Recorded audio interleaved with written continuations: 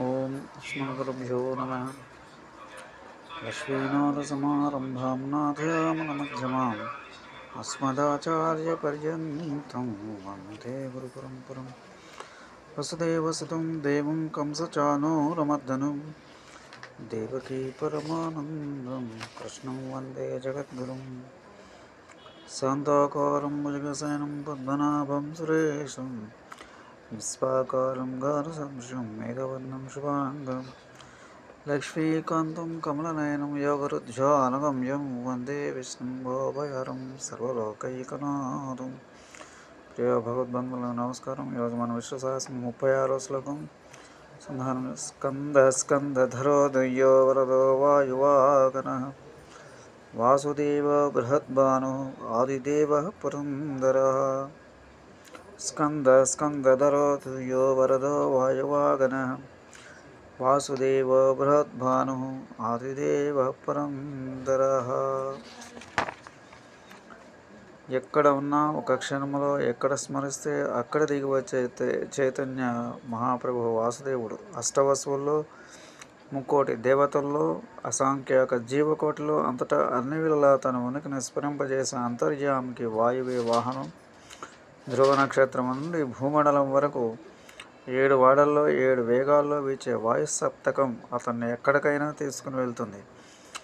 అమృతంలో జారి నరకోటికి తెరింపజేసే స్వభావం వల్ల అతని స్కందుడని అనవచ్చు. ఒక విధంగా చూస్తే ప్రతి మానవుడు, ప్రతి జీవి ఇలాగే ఏ మూల నుండో దిగి వచ్చిన వాడే. కానీ సామాన్య మానవులు తెలియక దిగజారిన వాళ్ళు, దేవతలు దేవుడు తెలిసినా దిగి వచ్చేవాళ్ళు, తెలిసి జారి వాళ్ళు తెలియక పొరపాటున జారిపడిన వాళ్ళని చూసి జారిపడి దెబ్బ తగలకుండా సరదాగా జల్లును జారటం నేర్పుతారు. అలాగే సర్వలోక పితామహుడు తన పిల్లలకు ఇలా పైనుంచి కిందకి జారటం నేర్పుతాడు. పడితే పట్టుకుంటాడు.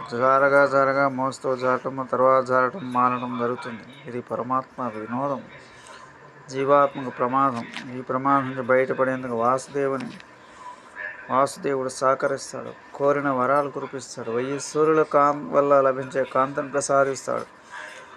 ఆదిదేవుని అనుగ్రహంతో త్రిపుర సౌందర్యం కనిపిస్తుంది. దేహపురిలో దేహరసం గోచరిస్తుంది. ఎక్కడైనా వెతికినా అంతు చిక్కని ఆదిదేవుడు అంతఃపురంలోనే పురంధర రూపం దాగి ఉన్న చిదంబర రహస్యం చటుక్కున బయటపడింది. ఇదే ఆత్మ సాక్షాత్కారం, జీవన్ముక్తి.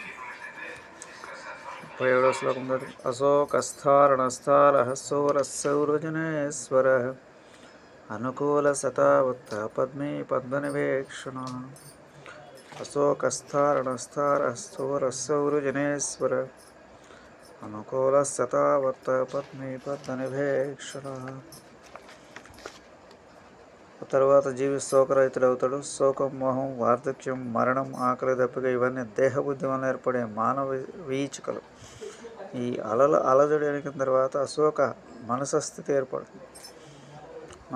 యోగులు అభిలషించే మనోదశ ఇదే. ఈ స్థితికి వచ్చినప్పుడు తరింపజేసే తారకుడు తారలా తలతల్లాడుతూ కనిపిస్తాడు. అతను శౌర్యం, పరాక్రమం, ఆధిపత్యం సమగ్రంగా బోధపడుతుంది. సంసార సముద్రం నిసురుగుండాలకు గురై చివరికి దరిచేరిన బాటసారి వలె సంసార సరసీరు హక్షిని కటాక్ష వీక్షణాలను దర్శింపజేస్తూ తలిస్తాడు. ఒడ్డు చేరేసరి నీటిన సురిగుండాలు కనిపించు. కన్నుల పండ్లగా ఇప్పారిన రెక్కలతో విరభూసిన పద్మాలుగా కనిపిస్తాయి. పద్మం లాంటి నేత్రాలతో భక్తకోటిని అనుగ్రహిస్తున్న కమలనయనుడు కనిపిస్తాడు. స్వస్తి. జై శ్రీరామ్.